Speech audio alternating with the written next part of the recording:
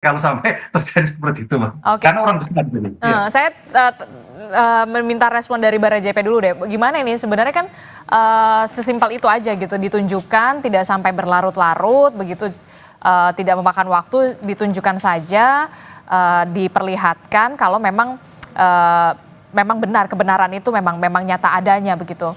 Respon Bara JP. Ya, sebetulnya kan ini sudah lama ya apa yang disampaikan oleh Bu tadi.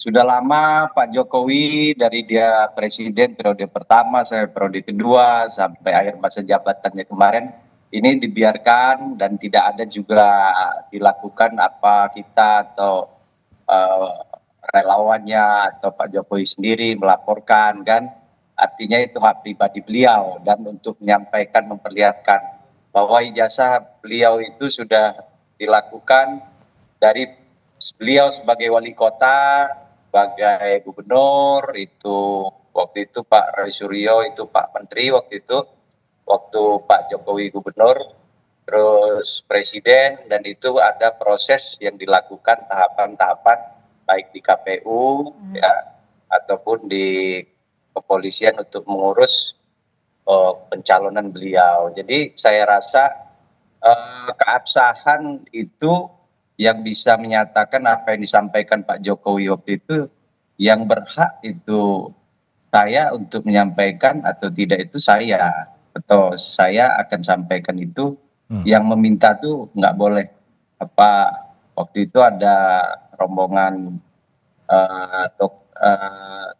TPA apa ya yang ke rumah Pak Jokowi di Solo, sudah disampaikan waktu mereka meminta ijazah Pak Jokowi ke rumah Bapak di Solo, dan beliau enggan memberikan, memperlihatkan, tapi setelah itu diperlihatkan kepada wartawan. Artinya sekarang proses hukum telah berjalan, telah apa saudara Roy Suryo hari ini apa minta keterangan atau dipanggil sebagai apa, itu prosesnya penegak hukum lah yang tahu. Untuk tanggapan kita dari Bara JP, ikutin saja, dan kalau memang merasa itu salah atau benar, apa salahnya sih kita minta maaf. Ya saya rasa nggak ada ya, kita ini juga sama-sama warga negara yang baik. Pak Roy Suryo juga, apa yang didaung-daung Pak Suryo dan kawan-kawan, Jadi kalau memang dapat keterangan dari unggahan atau pernyataan, ya kita kan manusia biasa ya, tapi kembali lagi kepada Roy Suryo dan kawan-kawan. jadi ada menginginkan seorang Roy Suryo ketika memang ada kesalahan begitu meminta maaf secara langsung begitu, atau kemudian di depan publik begitu. Ya, saya tidak sampai ke pernyataan sejauh ini ya, kalau tidak Roy Suryo ada dan kawan-kawan itu merasa bahwa ini mereka kan mendapat unggahan dari saudara Sandi ya. Nah, itu sebelum justru dia itu yang salah. Dan apa namanya, saya rasa yang disampaikan Bu Mega itu kan saran pendapat yang bagus. Nah, sekarang Roy Suryo dan kawan-kawan, ya kita sama-sama manusia biasa. Roy Suryo ini mantan pejabat, mantan tokoh, Pak Jokowi juga presiden 2 periode. Sebetulnya ini karena ada keinginan untuk menyampaikan ini, mungkin beda caranya ya. Saya rasa apa namanya, hal-hal seperti ini tidak perlu diulangi lagi lah. Cukup sampai di sini buat pembelajaran. Nah, sekarang apa yang dihadapi ya hadapin aja dulu ya. Tapi ya jangan terus kita seolah-olah kita menyatakan diri kita betul, benar. Ya seperti apa yang dikatakan Prof. Hipnu tadi ya, itulah proses hukumnya. Nah saya dengar ya berapa hari ini, ya jangan kita ego ya saling. Jadi saya rasa Pak Jokowi juga mantan kepala negara, mantan presiden ya. Mudah-mudahan ya beliau tapi bagaimana itikat baik dari kawan-kawan lah. Itu saja Oke. saran pendapat saya bagi kawan-kawan yang masih belum puas. Oke, silahkan Mas Roy. Iya. Mas Roy. Saya kira nggak apa-apa kalau real ya, itu artinya siapa tahu ya, justru misalnya. Kalau ada apa- memang ada kekeliruan. Kalau ada kekeliruan bukannya. Anda bersedia untuk Bukan, menyampaikan kalau permintaan maaf? kekeliruan, tapi insya Allah kalau memang itu yang kami teliti, ya jelas-jelas itu adalah fake document.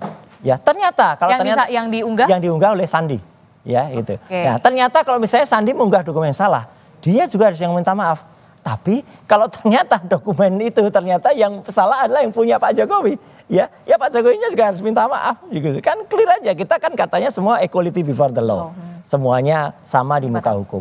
Tapi juga demikian juga ketika pemeriksaan ini, juga sekali lagi saya sampaikan dari Pak Ahmad Kosinudin ya selaku tim kami itu juga mengatakan ini benar-benar pemeriksaan yang di luar batas gitu loh. Kenapa di luar batas? Ya karena baru pada tahap klarifikasi saja undangan itu sudah sampai saksi itu diperiksa ibu-ibu loh ini ya, Bu Kurnia tuh dari jam 10 pagi sampai jam 11 malam gitu kan. Udah kayak sifatnya udah kayak tersangka saja gitu deh gitu kan. Jadi artinya tidak clear, sedangkan yang pelapornya itu Mbak, itu baru melaporkan dan hanya 2 jam kemudian katanya sudah cepat sekali gercep dan belum ada satu saksi pun dari pihak pelapor itu yang diperiksa.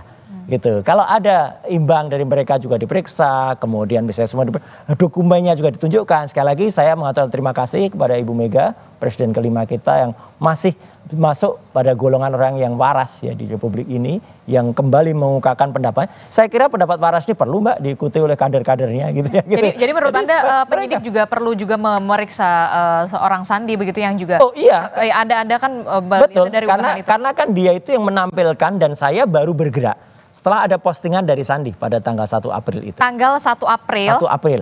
Itu dia posting itu di X. Di X. Di Twitter. Dan kemudian. Waktu itu unggahannya seperti apa? Unggahannya adalah dia mengatakan bahwa biar lebaran Anda tenang gitu ya.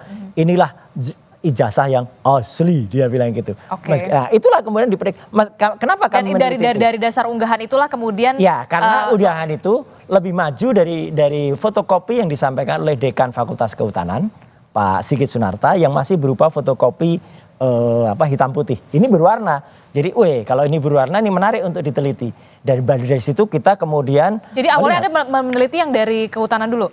Yang dari kehutanan karena itu saatnya fotokopi itu nggak bisa diteliti. Oke. Itu kan fotokopi hitam putih dan ada berdasar video, dan dia ketika kami datang ke Jogja waktu itu juga tidak menunjukkan lagi gitu loh. Aneh gitu, Pak Dekannya nggak mengatakan langsung aja nanti dari yang bersangkutan langsung. Akhirnya kami dapat skripsi. Justru ketika dapat skripsi itu Mbak, kami bisa sampaikan skripsinya karena itu primary evidence ya, dan itu skripsi nggak bisa dikatakan salinan gitu ya. Itu skripsi resmi yang disimpan di Universitas Gadjah Mada. Disampaikan oleh siapa waktu itu? Disampaikan oleh wakil rektor. Kepada Anda? Iya, dan saya Dr. Resmond, dan itu kita periksa dan disitulah kita menemukan banyak sekali kejanggalannya, tidak ada lembar pengesahan, tidak ada nama kas mujur dan lain sebagainya, dan satu kesimpulannya Mbak, sepele saja. Tidak ada nama tidak ada nama dosen pembimbingnya, nggak ada. Pak Kasmujo nggak ada. Di lembar? Di lembar di dalam skripsi itu.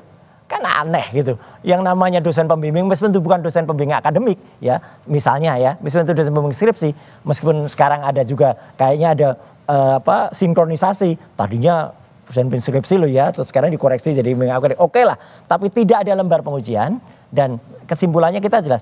Kalau dari sebuah telur yang busuk, anggap aja skripsi ini busuk, tidak mungkin menghasilkan hewan atau ayam yang bagus. Jadi nggak mungkin ada ijazah yang bagus, ijazah yang benar kalau dari skripsinya seperti ini. Kalau nanti misalnya ijazahnya itu dinyatakan otentik gitu, atau misalnya dia asli gitu ya, skripsinya kayak gini kok bisa ijazah asli, biar masyarakat yang menilai. Apa langkah